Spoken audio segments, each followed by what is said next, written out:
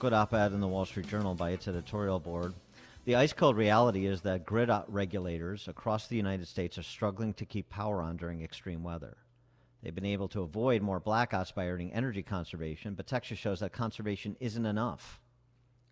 Progressives want to make Americans even more dependent on the grid by banning gas hookups in homes, mandating electric cars. This is a recipe for blackouts nationwide, as coal and nuclear plants retire because they can't compete against subsidized renewables. In fact, they cite New England's grid operator in 2018 predicted outages in the winter of 2024-2025 in most cases it analyzes. The nature of the composition of energy sources is altered by the subsidies in one direction to the exclusion of others, at least at the respective levels.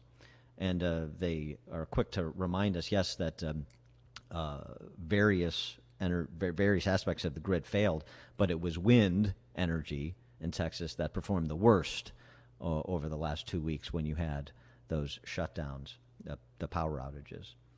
For more on all of this, we spoke about him a little bit earlier in the week when we were talking about the grid and talking about what happened in Texas, because he gave an extended interview to the Epoch Times, which was illuminating, and want to continue to do the postmortem on Texas as well as talk more generally speaking about energy policy. He is Jason Isaac, he's with the Texas Public Policy Foundation, and he joins us now. Jason, thanks so much for being with us. Appreciate it.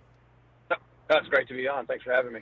So just give us quickly your understanding of what happened in Texas with respect to the failures that negatively impacted, were such a disaster for so many people. Yeah, well, and you talked about the foundation, talking about market distorting policies of subsidies, the advantages that wind and solar, unreliable sources of generation, have over our thermal generation, which is clean coal, nuclear, and natural gas. I wrote about this last summer, warning that had it not been for the COVID pandemic, that this would have happened in August. And it actually almost happened in August, even with the shutdown. And it's because our reserve margins are so low. 10 years ago, we had 20% extra electricity available to meet peak demand. And now we have nothing. And it got down to 2% this past summer.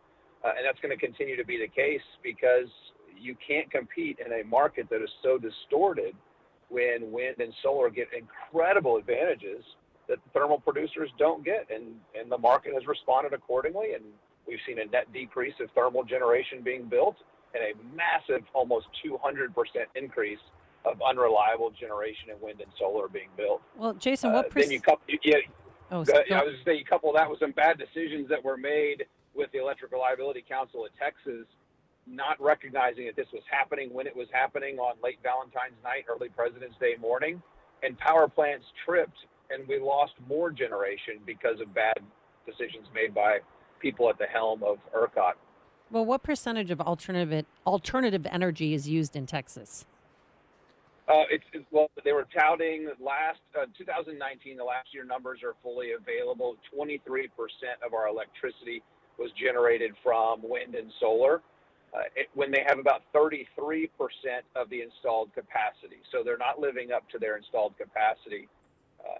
And then you look at what happens on February 15th, that number goes to 8% of installed capacity. Half the windmills were frozen. Those that were producing electricity weren't producing very much. And our grid manager, ERCOT, wasn't expecting them to produce much. Unfortunately, at some points in time, they dipped down to below 1.5% of installed capacity. And that is just horrible. You wouldn't hire an employee that's only going to work 20% of the time, much less 1.5% of the time. But we've heavily subsidized that here in Texas and at the federal government. There was an op-ed from a energy broker named James Cargas in Washington Monthly about this, and he provided a little historical context. He reminded readers of this storm in February of 2011. Another polar vortex, freezing temperature descended upon much of Texas. Gas generators saw their equipment freeze, become unavailable. Then wind generation was a minor portion of ERCOT's capacity. The impact was blackouts impacting 3.2 million consumers that lasted hours, not days. And ERCOT called on generators, gas producers, wind turbines to weatherize their equipment. Not everyone complied. He describes this as this crisis over the last several weeks as not one of lack of transmission lines or energy generation, power generation. The infrastructure is already in place, he writes. The crisis was primarily the result of failed preparation and planning. Otherwise, he's saying essentially this was human error, and it was preventable human error because Texas, as he says, has been to this rodeo before just 9 years ago, 10 years ago. Yeah, that was my first month in legislative session, my first month in office when that happened. And you're right. We ask plants to winterize, but then we don't give them the opportunity to pass those costs on to consumers. And when they're competing against sometimes electricity, like what happened just a couple of days ago on Saturday, our spot prices for electricity went negative, and the cheapest electricity at the point of generation gets priority access to our grid, and that's wind and solar, and they're literally paying customers to take their product. And a company that's producing natural gas, fired electricity, they can't compete with that. And that's exactly what has happened. And to say that we don't have enough generation, or that we have enough generation, is completely false. Our population has grown significantly, our GDP has grown significantly, and reliable generation has decreased. And that's what put us in this situation, and that's why we at the Texas Public Policy Foundation have been warning about this for years.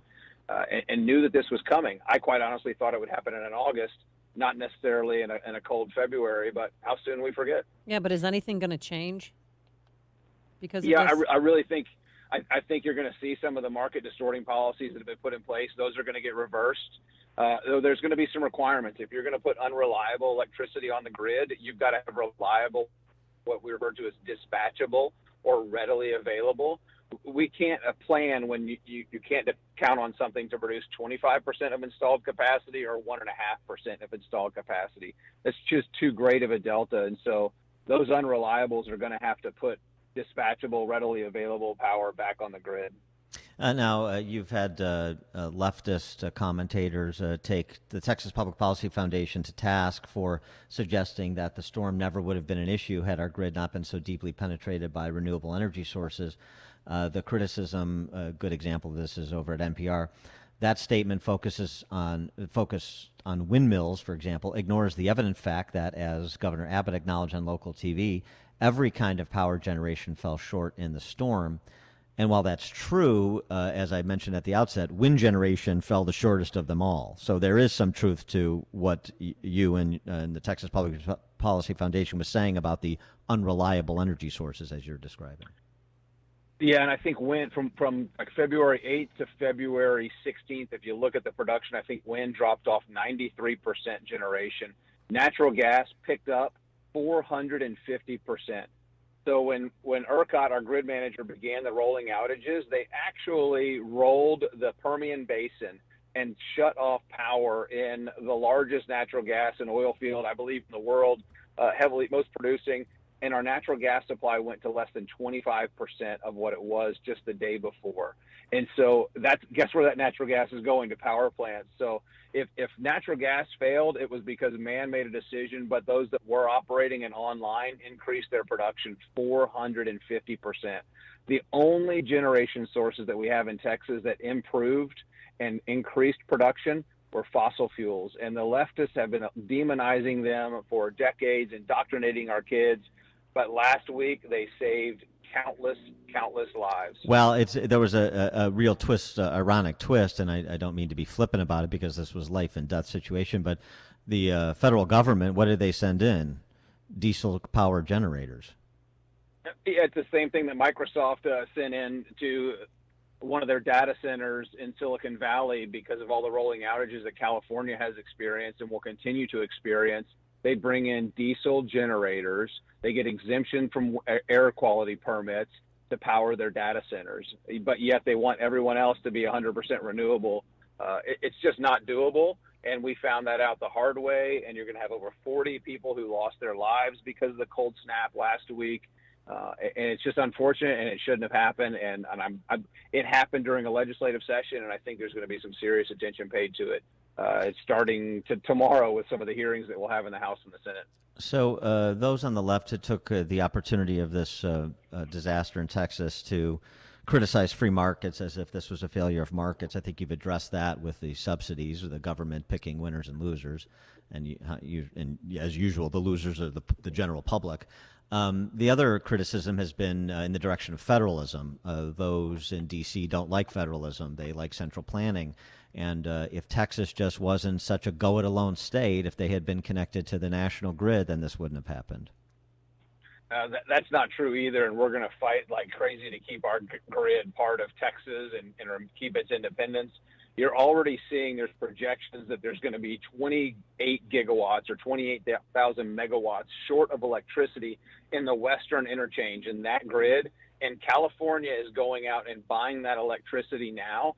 And that's going to impact Utah, Nevada, Arizona, New Mexico, all those states that are in that grid. They're going to be the ones that are suffering rolling outages because of California's leftist policies that are pushing this green bling and renewable dreams on people that aren't paying off. And so that's why we want to keep our independence and keep our grid to ourselves. Green bling and renewable dreams. I like that. Sounds like your next album, Dan. It really is. Yeah. Green bling and renewable dreams. Yo. Maybe the name of like a Mavericks cover band or something. Yeah. Jason Isaac is a former Texas state legislator. He is also the director of Life Powered at the Texas Public Policy Foundation. Jason, thanks so much for joining us. Appreciate it. It's great to be on in Chicago. Thanks for having me. Thank you. And he joined us on our turnkey.pro answer line. The more you listen, the more you'll know. This is Chicago's Morning Answer. On AM 560. The Answer. Attention all taxpayers. In the midst of the social, economic, and financial crisis facing many Americans, there is some great news for struggling taxpayers unable to pay their back taxes or with unfiled tax returns. Special programs with the IRS may expedite the resolution of your tax problem and may even reduce what you owe by thousands of dollars, even forgiven entirely. If you are facing liens, levies, audits, wage garnishments, or property seizures, you need this timely relief. Community Tax has resolved over $800 million for tens of thousands of struggling taxpayers and businesses for over a decade. Top rated by the Better Business Bureau and Consumer Affairs with thousands of 5-star reviews. Community Tax knows how to resolve your tax problem.